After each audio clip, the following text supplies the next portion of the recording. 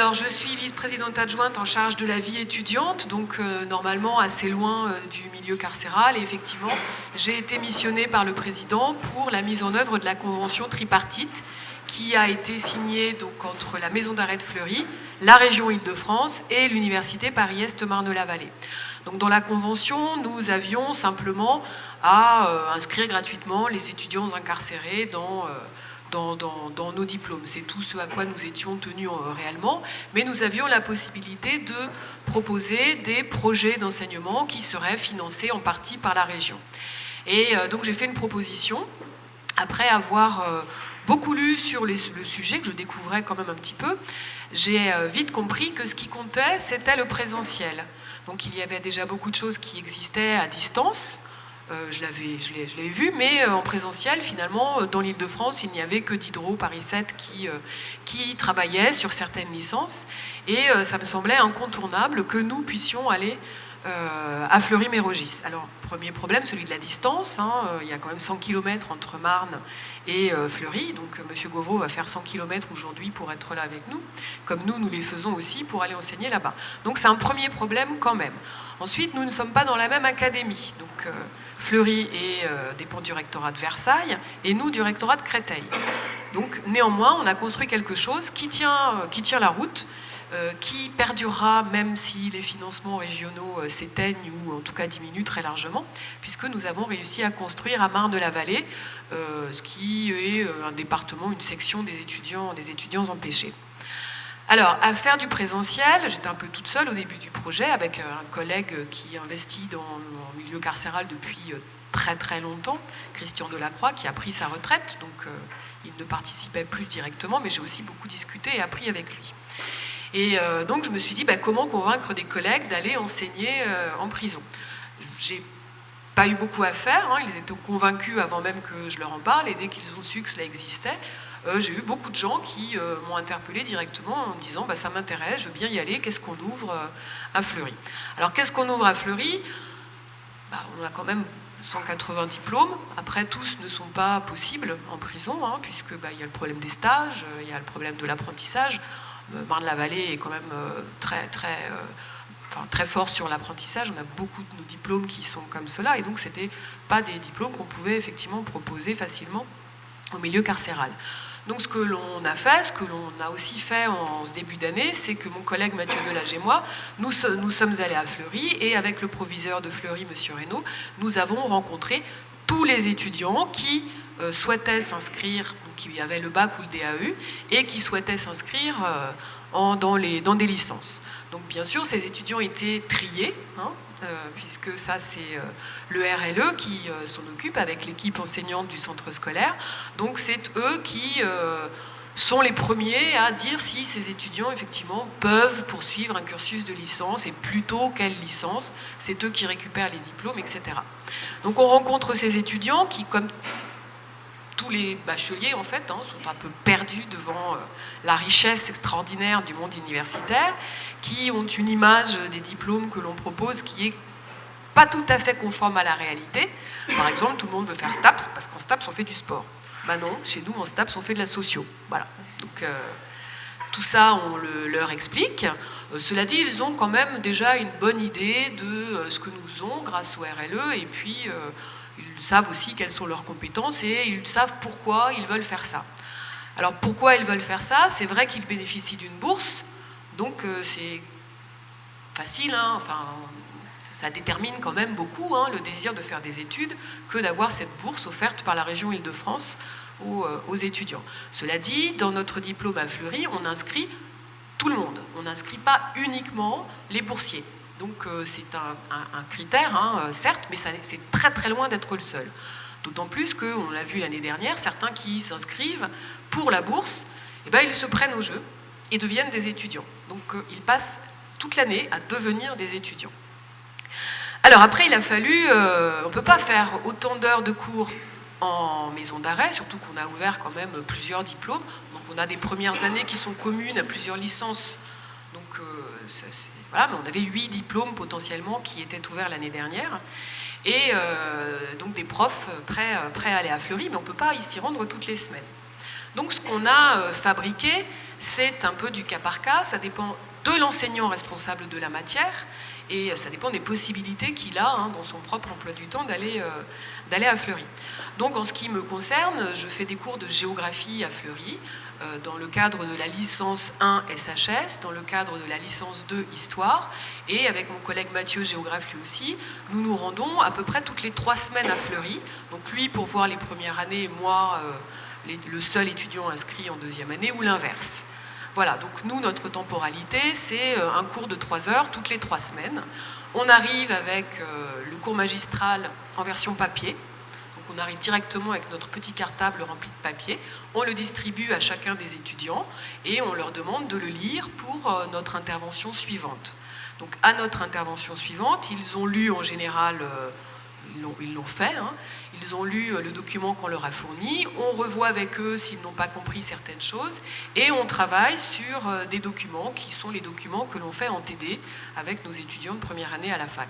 Donc on fait exactement la même chose en termes de contenu, même si c'est selon des modalités qui sont assez différentes. Et ça marche très très bien. Donc on se retrouve au début de l'année avec des étudiants qui manquent surtout de méthodologie, donc qui sont plus âgés évidemment que nos étudiants de L1, ça tourne plutôt autour de 40 ans que de 20 ans. Cela dit, on a tous les âges, on en a 6 pour ce diplôme-là dans lequel j'enseigne cette année. Et on travaille beaucoup sur la méthodo. Sauf que comme ils sont très investis, comme ce qu'on leur demande de faire, ils le font, contrairement à des étudiants de première année, et ben ça va vite. Ça va très très vite, et des fois avec notre étudiant de 2e année, on est parfois dépassé parce qu'il va plus vite que ce qu'on lui amène. Donc il faut le nourrir, et c'est vrai que ça peut être rebutant de recevoir des liasses de papier parce qu'on s'est inscrit à un cours à distance, mais c'est pas rebutant pour tous. Il y en a qui sont vraiment passionnés par les disciplines qu'ils ont choisies, même s'il n'y a pas un but derrière de sortie de prison, puisque notre étudiant de L2, il est là pour de très très très longues années. Alors, juste une petite anecdote sur cet étudiant, il est là pour de très longues années, et il est là depuis de très longues années. Et donc, lui enseigner la géographie, c'est vraiment pas facile, parce que la géographie, c'est le monde d'aujourd'hui. Ce qu'on enseigne, c'est 2015. Voilà. Sauf que lui, il ne sait pas ce que c'est 2015 dehors. Lui, il ne sait pas vraiment ce que c'est qu'un smartphone. Voilà. Et donc, il est complètement en dehors de la société, et il n'a pas choisi de faire une licence de géographie, mais une licence d'histoire, et je le conçois assez bien. Donc il faut déjà qu'on arrive à lui expliquer le monde dans lequel on vit dehors, pour pouvoir lui faire des cours de géographie. Voilà, donc c'est ce qu'on a construit. Vous voyez, c'est un peu hybride, c'est à la fois de la distance parce qu'on donne nos cours, et de la présence parce qu'effectivement le tutorat nous semble tout à fait essentiel. Et c'est extrêmement gratifiant pour nous, les enseignants, que de faire du présentiel en milieu carcéral. D'abord parce que notre public est beaucoup plus investi. Donc, quand je leur dis aux étudiants de Fleury, ça les étonne. Mais c'est vraiment très gratifiant. Ça ne veut pas dire que tout est rose. Parce que certains matins, quand on arrive, on se retrouve en salle d'attente, où l'on va piétiner les mains vides, puisqu'on entre les mains vides avec juste nos cours et nos bouquins, et on va attendre une demi-heure parce qu'il y a un problème, voilà, et donc on est coincé. Ou alors on arrive au centre scolaire, puis les élèves ne sont pas là, parce qu'il se trouve que la personne qui fait la note de service était malade, donc la note de service n'est pas partie, donc tout un tas de raisons qui nous échappent, et qui sont du fait de personnes en particulier. Ou alors on arrive et manque la moitié du troupeau d'étudiants qui finira par arriver, mais 1h30 après. Alors heureusement les cours durent 3 heures, donc ça laisse quand même le temps d'arriver.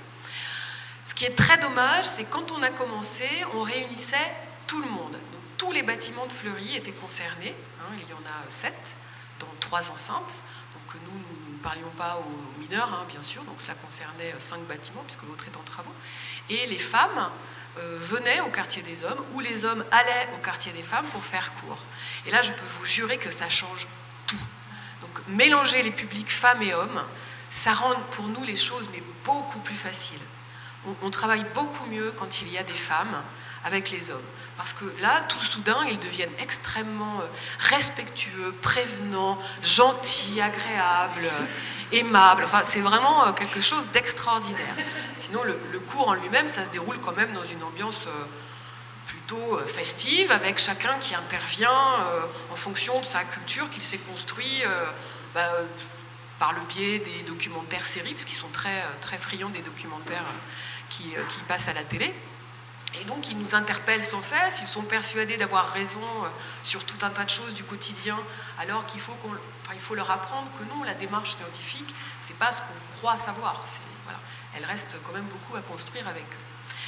Tout ça, ça n'est possible que grâce à l'aide donc, des enseignants qui travaillent avec M. Boussari, qui vous a parlé tout à l'heure, donc avec l'aide de Mathieu Reynaud, qui ne peut pas être parmi nous ce matin, qui est le proviseur pour l'ensemble des centres scolaires de la maison d'arrêt de Fleury.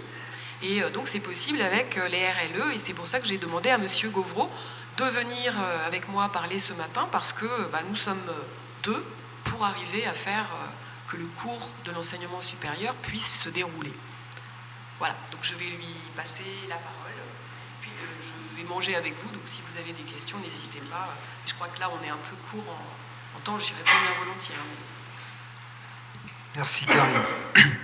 Oui, donc je suis Jean-René Gauvreau, un des 6 RLE, donc responsable local de l'enseignement de la maison d'arrêt de Fleury-Mérogis.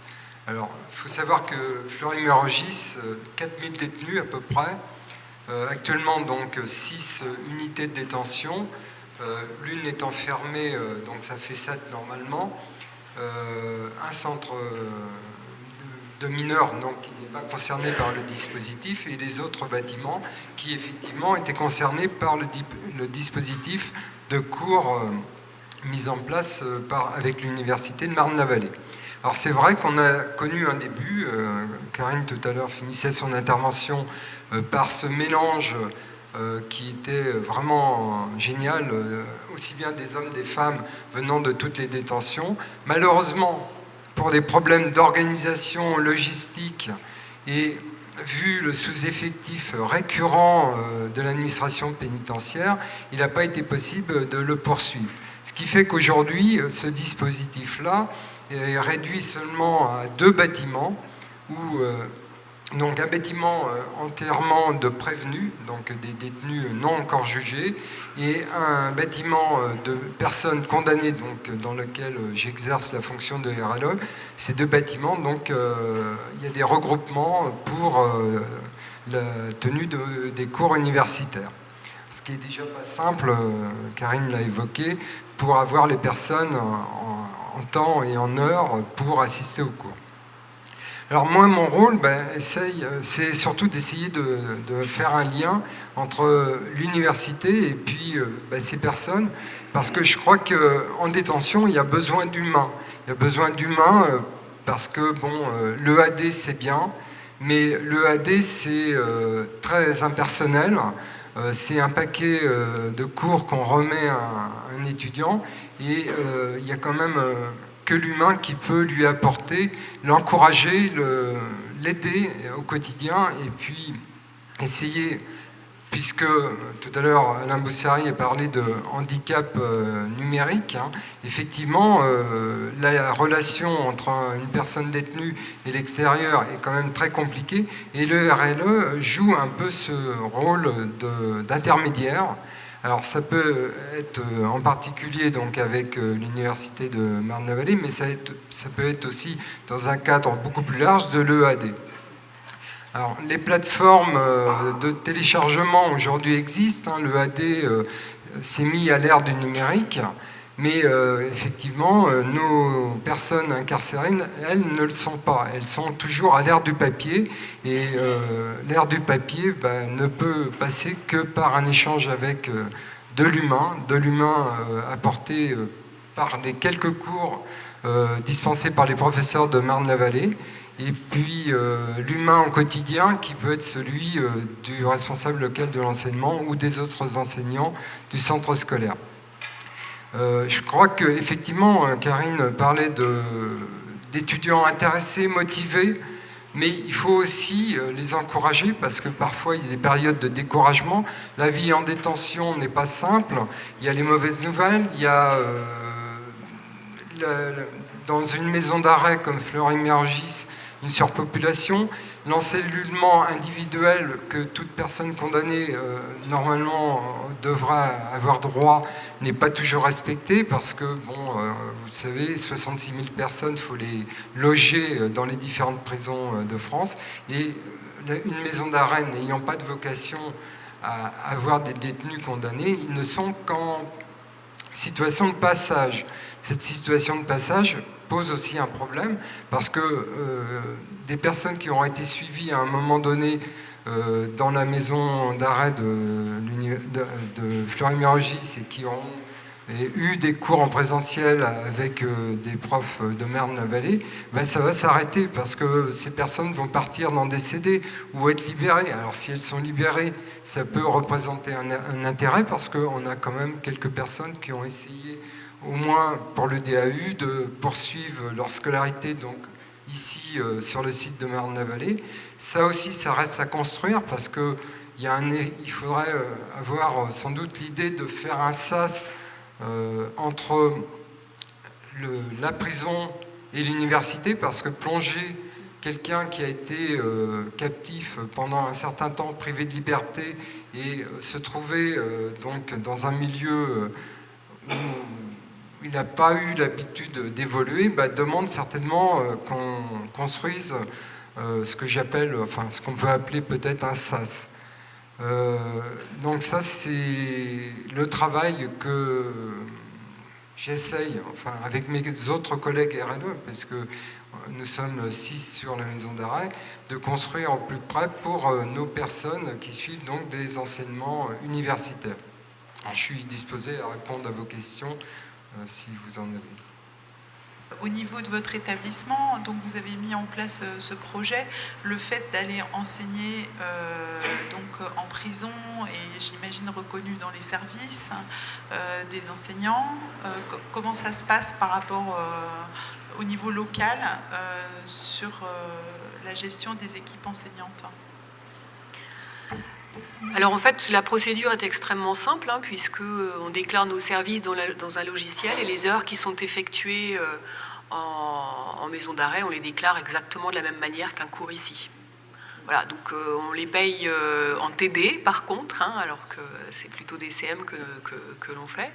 Et voilà, donc c'est très très simple à Marne-la-Vallée de faire des heures en prison. Donc bien sûr, ça dépend, on a un volant d'heures, on fait à peu près, j'ai compté pour l'année dernière, 300 heures annuellement. Oui, c'est vraiment passionnant ce que vous nous avez expliqué. J'aurais aimé savoir quels sont les diplômes que vous avez. Vous avez dit qu'il y en a 8, mais comme vous ne les avez pas cités... Alors je ne les ai pas cités exprès, en fait. Parce que l'année dernière, nous avions ouvert des diplômes et on s'est recentré cette année. Donc l'année dernière était une première expérience. On a donc ouvert une première année SHS, Sciences humaines et sociales, qui aboutit en troisième année à 3 diplômes de licence différents, histoire, géo, sociaux. On a ouvert l'année dernière une première année de licence éco-gestion et en fait on n'a pas tenu jusqu'au bout et on essaye, ça a très très bien marché avec l'équipe enseignante qui s'occupait du premier semestre et ça a beaucoup moins bien marché avec l'équipe du second semestre. Du coup on n'a pas réouvert cette première année cette année puisque on n'arrive pas en fait à le mener jusqu'au bout. On a ouvert une première année d'anglais, une première année d'espagnol et une première année de LEA. Et à l'usage, les collègues de langue qui se sont rendus à Fleury ont préféré n'ouvrir qu'une première année LEA, ce qui ne les empêche pas d'avoir des étudiants en seconde année anglais et d'autres en seconde année espagnol. Mais ça leur paraissait plus simple pour eux et cela correspondait mieux en fait aux besoins et aux désirs des étudiants de Fleury. Et sur ces diplômes, vous arrivez à avoir des enseignants sur l'ensemble des...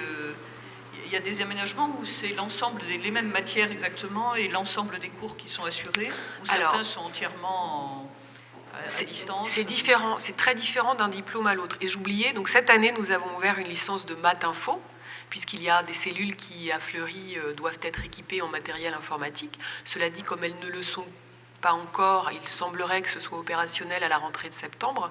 Donc on se contente de faire des maths, et la partie info, on la fera... on espère pouvoir la faire l'année prochaine. Cela dit, on a aussi certains de ces étudiants qui ont acheté l'ordinateur dont parlait M. Boussary tout à l'heure, et on a fait rentrer péniblement, mais on y a réussi, des logiciels à l'intérieur de la maison d'arrêt. Alors, les modalités. En fait, pour les diplômes de langue, on a 2 enseignants qui se rendent beaucoup plus souvent. Je n'ai plus je ne sais plus combien de temps, mais eux, ils font des séances de 6 heures, en fait, matin et après-midi. Ils y vont un peu plus que toutes les 3 semaines, et ils se chargent d'absolument tous les cours de la maquette de LEA, et ils enseignent aussi en LEA en présentiel. En histoire, en histoire géosociaux, on fonctionne très différemment, puisque chaque enseignant de CM se rend à la maison d'arrêt de Fleury. Voilà. Alors après, on a évidemment un peu changé les maquettes, c'est-à-dire que les options dans les maquettes, il n'y a pas d'option, il n'y a pas de choix possible pour les détenus.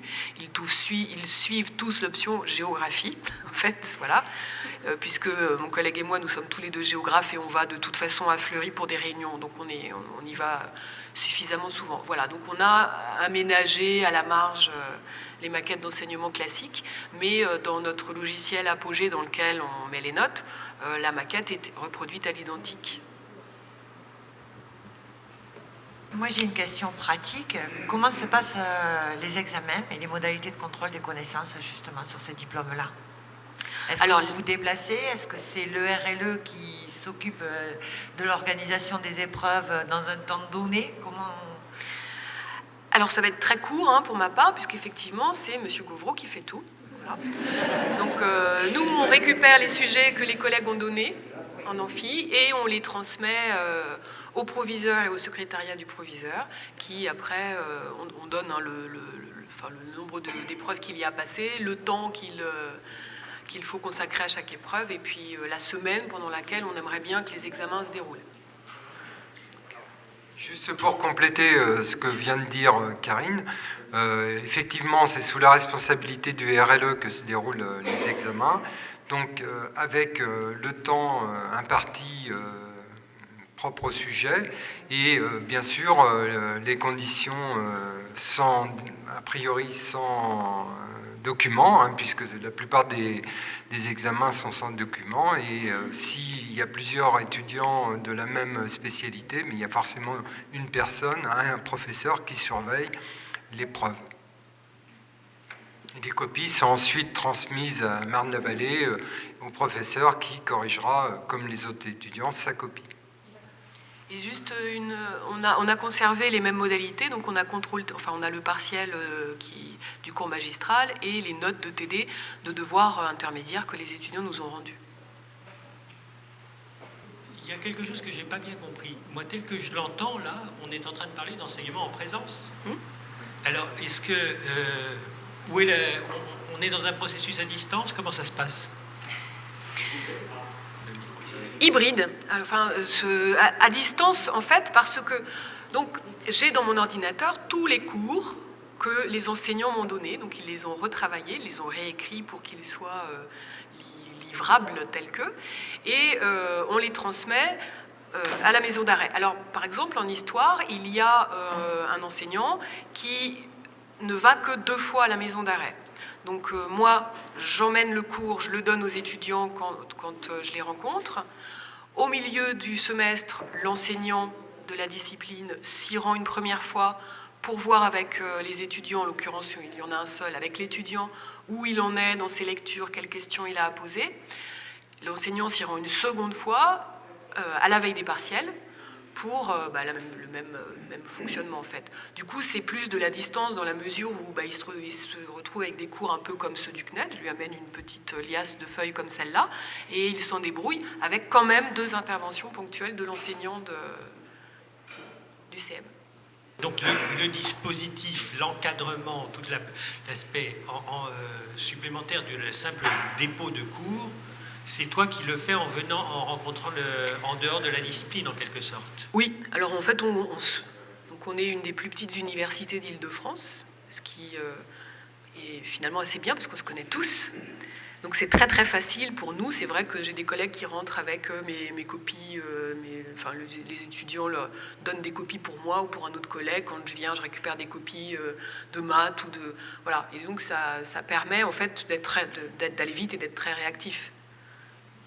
Il arrive parfois que le RLE complète un petit peu parce que l'étudiant a des questions et donc a besoin de faire une recherche documentaire. Donc ça m'arrive de la faire pour lui donc, sur Internet, puisque lui n'a pas accès.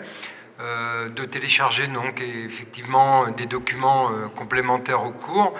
Et puis à Fleury-Mérogis, on a parfois aussi la venue, enfin on a surtout une période de stage de 3 élèves de l'école polytechnique qui durent donc ces stages de 6 mois, qui permettent parfois de trouver des compétences chez ces étudiants.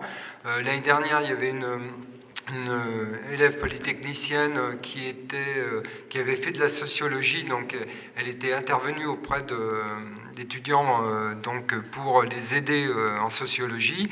Là, cette année, il y avait un élève qui avait une licence d'histoire et donc qui a complété les interventions donc auprès de l'étudiant qui est en L2. Et puis ça peut être aussi, à l'occasion, ça pourrait être aussi un étudiant du Génépi.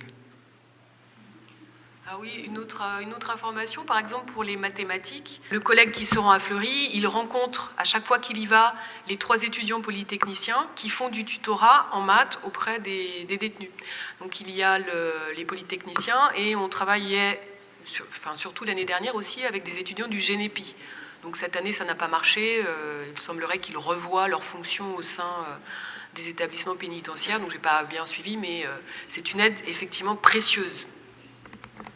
Oui, Michel Lacombe, sur Paris 6. Votre activité telle qu'elle est suppose une localisation entre Marne-la-Vallée et Fleury-Mérogis. Moi, je sais que je contacte des étudiants qui sont à Nantes, à Bordeaux, etc. C'est-à-dire que le déplacement des enseignants de Paris vers ces différentes villes devient extrêmement difficile à envisager, dans la mesure où il y a une dispersion énorme des quelques inscrits. Nous ne travaillons en présentiel que avec la maison d'arrêt de Fleury-Mérogis. Oui, c'est ça, oui. Alors que dans notre cas, on travaille effectivement avec des étudiants qui sont dans toute autre prison de France et de 4. Oui, moi j'en ai... Alors, oui, en fait, on travaille pas seulement avec la maison d'arrêt de Fleury-Mérogis, on travaille aussi avec 7 prisons. Du coup, j'étais très étonnée par les chiffres, parce que nous, à Marne-la-Vallée, on a quand même entre 80 et 100 étudiants inscrits en DAEU. Donc, avec Jean-René, on s'est regardé, je crois qu'entre Fleury et Marne-la-Vallée, on capitalise quand même beaucoup de monde.